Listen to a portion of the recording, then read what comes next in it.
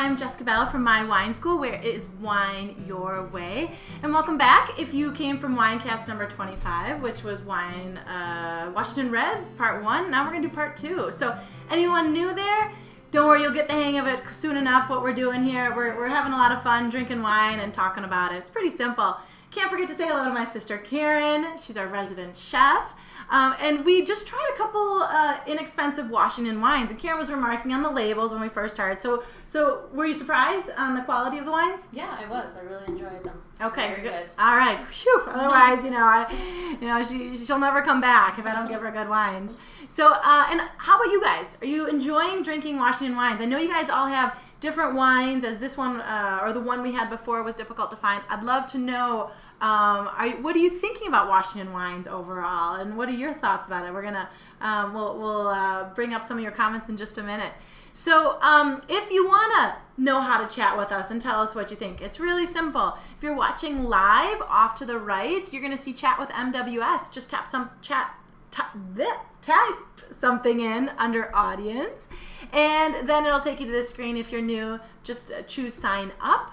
It'll take you to this screen. You can enter 5 fields, and boom, you are a part of the conversation. So here we are doing WineCAST number 26, and this is for our wine explorers. Really, it's for everyone. I'm throwing in a little bit of information that'll make everyone happy. And if you like what you see tonight, make sure you tell your friends about it. This how we're going to get back up to 3 WineCasts a night. So tonight we're doing Washington Reds Part 2. Now I'm loving the title that Emily came up with. Drink like a high roller, just don't spend like one. Perfect. It's like the way I'd love to live my life, right? Just live the high life without having to pay for it. For those of you that were on WineCAST number 25, I want to find out if you guys were paying attention and tell me what is the only state that produces more wine than Washington. So we'll see if people comment on that, if they were listening as we were chatting away about Washington. And although they are the number 2 producer of wine, they are only recently starting to really emerge on our shelves. We talked about that a little earlier in WineCAST number 25. And it's because the market landscape has been that there was really huge firms, or I should just say firm or company, and then there were small boutique wineries. And for a long time, you really only had 1 or 2 choices with respect to Washington wine. And in fact, if you are interested in learning more about some of those wines that come from the big companies, which include Chateau Ste. Michelle, include Columbia Crest, and by the way, there's nothing wrong with those. It was the first winery in Washington, and so they had time to really build it up. But if you want more information about some great wines coming from not only the big firm like Chateau Michelle, Ste. Michelle, or Columbia Crest, but also some of the boutique wineries, Brian O'Keefe, who's a contributor here for My Wine School, wrote a great article, and it's posted on our homepage under Let's Get Naked Wine, okay? Sorry, I'm looking for the attention grabber, but it is called Let's Get Naked Wine, okay? So check that out. He wrote a great article about Washington wines. But like I said, the wine is good from these big firms, but when there's no competition or very little competition, it doesn't lead to lots of improvement.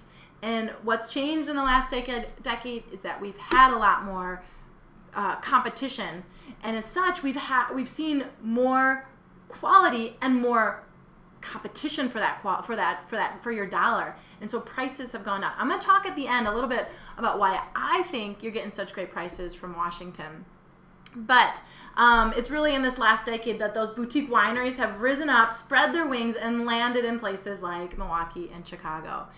So I'm loving these wines, and I talked about it a little bit before. Why is that? You get the fruit of like California because there's so much sunshine. You get the acid of France and the structure of France, but you get them at the prices of Eastern Europe. So you really get the best of all worlds.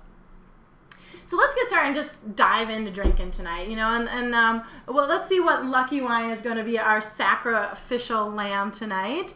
And, Karen, I am really enjoying you being our Vanna White. You're just such a beautiful Vanna, and they don't like to look at me all the time. So if you could show them the bottle that we've got right now. Oh, our arms disappear in the middle. This is called Seven Hills Winery, and it's actually Seven Hills Winery and Seven Hills Vineyard. That's what's in the quotes. The grape is Cabernet Sauvignon. It's 100% Cabernet Sauvignon, and it is from Walla Walla Valley, and we've got the 2008. So, if you were watching the last WineCAST, I want to know, is Walla Walla known as being on the cooler or warmer side for Washington vineyards? We're testing to see if everyone was listening earlier tonight. And again, let's pull up that map from earlier and talk about where this Washington wine is coming from. Now, I mentioned to you that it was in the southern part. Do they remember whether Walla Walla was cooler or warmer? Yeah, most people are coming in at warmer. Warmer, you're right. So here's where Walla Walla is on our Washington map. It is about as far south as you can go in Washington. In fact, it overlaps down into Oregon. This vineyard, Seven Hills, was actually one of the first vineyards established back in 1981. So this is a very old vineyard, and who was it? I think it was Wine Enthusiast or Wine Spectator, don't quote me on this, but one of the publications back in 2004 named this vineyard as one of the best in the world. So we are drinking some of the best some grapes from the best vineyard in the world, as per one of those wine magazines. And then this vineyard, this producer is actually 23 years old, which for Washington is a really old winery. They were number 5 or number 6 in the Walla Walla Valley. So we've got a lot of pedigree here in this wine. That it's not only is the vineyard, but the producer is fairly old. And let's use our next wine IQ to move on and to tell you more about Walla Walla. So I've always loved Balderdash. Do you remember playing that, Karen? Balderdash? It's a game where you get a word and then you have to make up the definition, and then you put the real definition in too. So here I've put the real answer in, and then I made up 3 others. Let me see how well I do on Balderdash wine style. So where does the name Walla Walla come from? Is it A, original name from Merlot in Washington, B, Indian from many waters, C, the drunk ramblings of early settlers, or D, the sound a local bird makes? Now, we'll see what people think. Now, while you're doing that, let's review a little bit what we covered in WineCAST number 25, okay? We mentioned that Western Washington was extremely arid, dry, desert-like, lots of sun. And so from that sun, we get tons of fruit, just like California. Right? So what's the big deal? If it's just like California, we're getting even more sun than California. What's the big deal? Well, the big deal is that we get that sun, but at a lot higher latitude, or further north latitude. So we're getting sun, but a cool climate. And that latitude that Washington is at is right between Bordeaux and Burgundy in France. So I said this before, you get the acid and structure of France. Well, that makes a lot of sense then. We are at a latitude that is between 2 of the best regions, or, it's arguably 2 best regions in the world, really, but definitely in France. So what are we seeing on number 1, Karen? Most people are saying B. B. Got a couple people with C, but B's winning out. B is winning out. You guys are good. I guess that means I'm bad at Balderdash, because if I can't trick you into picking a different one, I lose at Balderdash. You guys win at the wine game. But yes, surprisingly, it does mean much water, or a lot of water. And now that seems in contradiction to what I just told you, because I just told you that Washington is dry and arid. So where's all the water coming from? Well, we mentioned that in order to have this dry climate, there's a rain shadow effect from the Cascade Mountains. And not only from the Cascade Mountains, but right next to Walla Walla are the Blue Mountains. And there's going to be a lot of water running off of these mountains into the area. And so you get a lot of streams, also wells, and this is how they irrigate the vineyard. In Washington, it's basically completely necessary to irrigate. They get about, I think, don't quote me on this, but I think about 12 inches a year in precipitation. So not even close to what you need to grow grapes. So that helps them make great wine, is that they can irrigate to just the right prescription. Okay, let's get going on tasting the wine again and start learning by actually drinking the wine. Take a look at the color. Always start with the color. And what's interesting on this wine for me is that even though it is from, this was 2008, right? I think we had 2008. Even though it's 2008, which is at 3 years old, we're still seeing a lot of youth on this wine. It's a ruby. It's hard to see, guys, but you can kind of see it there in the, we call this the rim here. You can see that kind of purple hue. Here, let's see. There you go. There's going to be a purple hue. You see that? That is showing that it probably has some youth on it. When you see that purple hue, you haven't yet gotten any of the browning garnet colors. Okay, let's move on to the nose then. Take a sniff of the wine. And again, start simple. And, you know, as you get more and more comfortable with it, you'll start to get more and more specific. But what we're looking for in this wine now, we just, on WineCAST 25, we had 2 $10 wines, great value wines. Now here we are with one of the, best vineyards in the world as per some wine magazines. And we want to see if this has the quality that one of the best vineyards in the world should have. And so we can start to judge quality by smelling the wine. And the things you're going to look for are intensity and complexity. So when you go ahead and smell it, intensity is going to be a wine that just kind of slaps you in the face. That's what we call pronounced. Or on the other end of the spectrum, we might see very little aromas, and you have to really, really dig for it. And that would be a very subtle nose. And then complexity is when we're going to see a little bit of fruit, earth, and spice in the wine. We're going to see a little bit of everything, or a lot of everything even. And over time, also complexity, it's going to show changing. This wine, if it had complexity and quality, it's really going to be able to evolve in the glass. So what are we seeing, Karen, in terms of what people are smelling on this wine? Oh, a few people are saying B, earth. B, earth. Okay, so you're getting some earth on the wine. Good. Anything else? Mm-mm. How about you, Karen? I'm getting like a sweet, like a blueberry pie from it, and then lots of floral notes. It's kind of overpowering floral notes for me. Yeah, so a lot of floral. So you're getting some fruit and some floral. Yeah, I get a lot of blackberries, raspberries. I even get, when I first opened it, I got licorice and a hint of mint, even some pine cone essence. I mean, I was all over the map. Now, granted, I did open this at like 9 a.m. So I'm a professional. I can do those types of things, right? Without being judged too much. But I was just, again, making sure we had a great wine for tonight. What you're going to see is with a wine that has quality, it should evolve. So right now it should be showing even more evolution, and it is. I'm starting to get a little bit of some oxidation in it, some dried fruit, but also some more of the earthy tones that you guys are mentioning. Even a little pencil lead that just jumped out at me. So, which is very Bordeaux-esque in style, to get that pencil lead.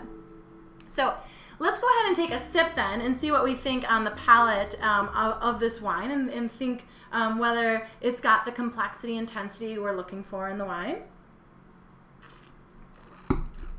Now, I had told Karen, this is her first sip. I had told her, you can't take a sip until we're live on television, internet television, whatever you want to call it. You can't take a sip because I wanted to capture your initial response. No thinking through it, and tell us what you think. Okay, first of all, that wasn't part of the deal that I can't drink ahead of time, but... I gave you 2 other wines so that you could drink. You just couldn't drink this wine. I know. Okay, let me drink another sip. Okay, while she's doing that, let me tell you how much of a dork I am. Because, again, at 9 a.m. this morning, I opened my wine, and I was by myself. I take a sip, and I shouldn't show you. I actually did this by myself. I went... Because it was a home run, I thought. I really was like, it was juicy, it was balanced, it was smooth. I mean, it just, it's not, you don't have to overthink this wine either. It just works. And what do you think? Now that I've tainted your view. I think it's delicious. No, I really do. Yeah, I think the balance is wonderful. I think the flavor intensity and the duration of it is really good. I love the acid on it, and I'm getting nice fruit, but also a little bit of violet and a little bit of like the wood flavors from it and some spice. I think it's very good. I'll keep talking, and I can drink. I love it. No, it's really, you know what it's got is it's got elegance, it's got balance, like we said, juiciness. And another way you can tell quality is the length on this. It's got a nice long length. It just sticks around. It lingers, but not a hammer you over the head kind of finish. Just really slight. It would go fantastic with food. The only criticism I have, and it actually has improved since this morning. This morning when I first opened it, it had a little heat on it. Again, that concept that we were talking about with Walla Walla being a warmer area. I was getting the alcohol was just slightly hot. Now though, maybe it's because I'm on my 3rd wine tonight, but I'm really not getting that heat as much. And so that time has really helped maybe some of that alcohol blow off. So what are people saying, Karen, about it? Do people have it? Some people are saying that they're not getting so many like flavor complexities with the wine. Maybe that's okay since you opened it this morning. Yes, definitely. Keep, if you can, this is tough to do, but try and keep 1 glass off to the side and try it in an hour. This is a wine that is going to really benefit from just a little bit of aeration. I don't decant everything, okay? But there are some wines that I do think can benefit if you've got the patience for it, and you'll see a bit of evolution. And this is why tasting notes and tasting becomes so important. It's not just a parlor trick. It's not just something you do to impress your friends. What you're going to be able to do is write your tasting note now. Just write anything that makes sense to you later. Write it down. And then an hour from now, grab those notes, take another sip, another smell, and compare your notes. And what you're going to start to see is you can start to see evolution, whether it's 1 hour later or maybe you buy the same bottle and have it a week later. Is it different a week later? And that is the beauty of tasting and developing this tasting, is that you start to create a palate memory. So it's fun because we get to drink while we learn, but it's also very helpful in not only drinking but living your life. You're gonna really develop your senses to a point where you can just enjoy a lot of things in life. And just one more thing. Yep. People want to see that home run again. Oh, okay, right. I haven't practiced. It was like the second time I've ever done, and I've never done that in my life before. Like, I don't know where it came from. It's like my food dance. I have a food dance. When I get really happy about food, I like start dancing, and it just came out of nowhere. But okay, if you really want it, you guys, let's see how did it go. Good. Okay, that's embarrassing. Probably wouldn't have done that had it not been the 3rd wine. But if you guys ask for it, I'll do it. I'll do anything for you guys. But I love what MRM CPS is saying. I'm just catching a couple of things off the chat roll. Practice, practice, practice. Drink, drink, drink. That you are my prize pupil, MRM CPS. So, and you know what, guys? What we're gonna do in the coming weeks? We're gonna start featuring, we're going to call it probably like Wino of the Week. And what we want to start to do is have you get to know your community of fellow wine drinkers. And maybe we'll have a more politically correct name. I don't know, but maybe not. But what we want to do is, if you're interested, send us, we'll probably put out a couple of questions. We'll get to it. I'm just giving you a little hook on it. But we're going to, have you answer a couple questions and have a picture, and then we're going to post you on our Facebook page so that people can start to get to know each other, so that, for instance, MRS CPS has a name and a face. If you want people to have a name and face on you, you don't have to, but it's nice to know the people you're drinking with. Let's see.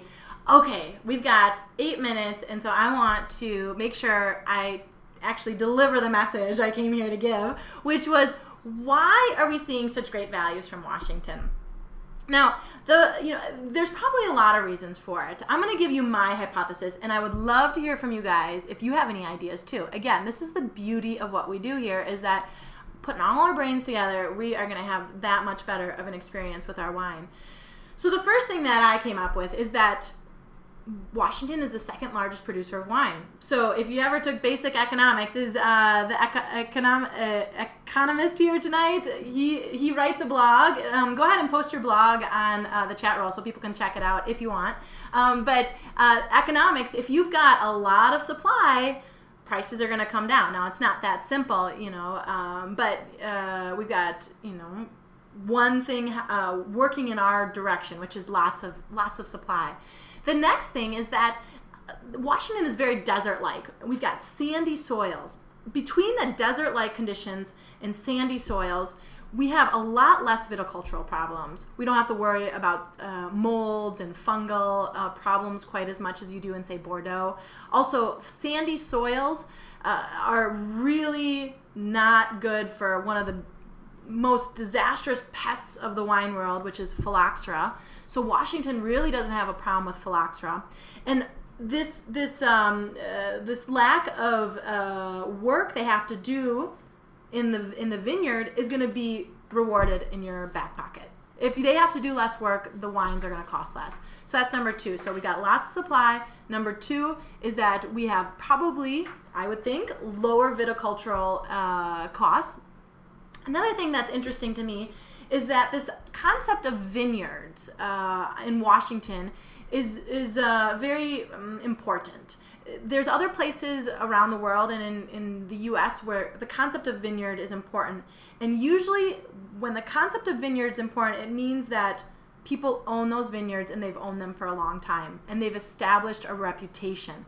For instance, Seven Hills Vineyard, it's been around for, I think it was 20 or 30 years. And it's owned, and it's a contained vineyard that all these different producers buy from. You see that in Burgundy too. You see that in Santa Lucia Highlands. You see that in Santa Rita. You see it a little in Napa Valley, where you have vineyards are important. The names of the vineyards. What does that have to do with this? Well, when you have the land owned for a long period of time, often they're paid off. So again, might help bring down costs, but also they're buying in fruit. So now they don't own the land. That might help bring down costs sometimes if they don't actually own the land. Now, and the last thing, which I think is one of the most important, is the one that I keep going back to, is the market in Washington was such that you had one big company and they were the only one out there. And now you have all these boutique wineries who are infiltrating the wine stores, thankfully, so we've got more competition. But they're not only competing with that one big firm, but they're also competing with the Spanish wines and the Australian wines, and so they've got to cut their prices. This wine is normally $30, $40 retail, and at Sendik's, where a lot of you got it, it was $24.99. Now, where did that come from? Probably the winery saying, we want to be in Sendik's, we want to be in Wisconsin, and we want to be in the Midwest, and so we're going to take down our price for a little and make some sales and show them what great wines we're getting. Now, that said, let me tell you guys, this wine actually has gotten 92 points in the wine. Let me just double check my notes. I think it was Wine Spectator. Got 92 points. Like I said, it's about a $40 bottle retail. Sendik's is selling it for $24.99. But I want to know, after hearing all that, what you guys think of the wine. So, do you think that this wine is worthy of being from one of the best vineyards in the world? Do you think this wine is worthy of the 92 points it got from Wine Spectator? I'd love to know what you guys think. So, what do you think, Karen? Yeah, I think so. I would definitely stock it. Stock it. Okay, definitely. Yeah, I said buy it just because I'm a cheapo. $24.99. is not a lot of money, but stocking it would add up really quickly for me. So I would definitely buy it again. I don't think I would stock it because the price point's just a little high for me, but the quality's there. It's juicy. It's one that I would love to have, like if I were having a dinner and people were coming over and I really wanted to give them a fantastic wine with dinner, but really didn't want to break the bank to do it. I'd go for this wine, definitely. Is anyone coming in with any comments on this one? I'll buy it.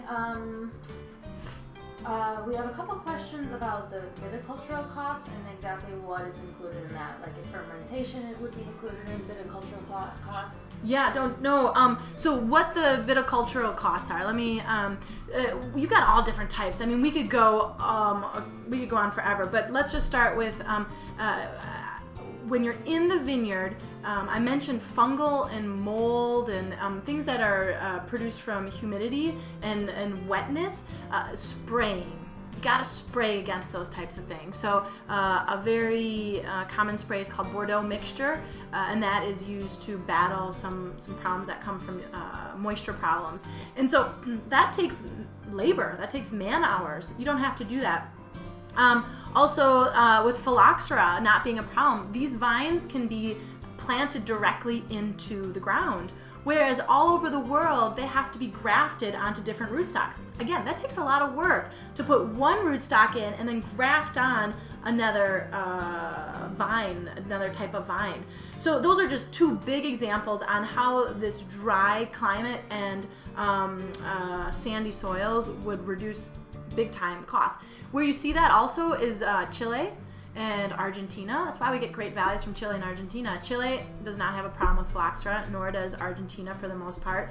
And they're both, especially Argentina, very dry, arid places. And you can get great biodynamic and organic wines from these places too, because they don't have the problems that places like Burgundy and Bordeaux have.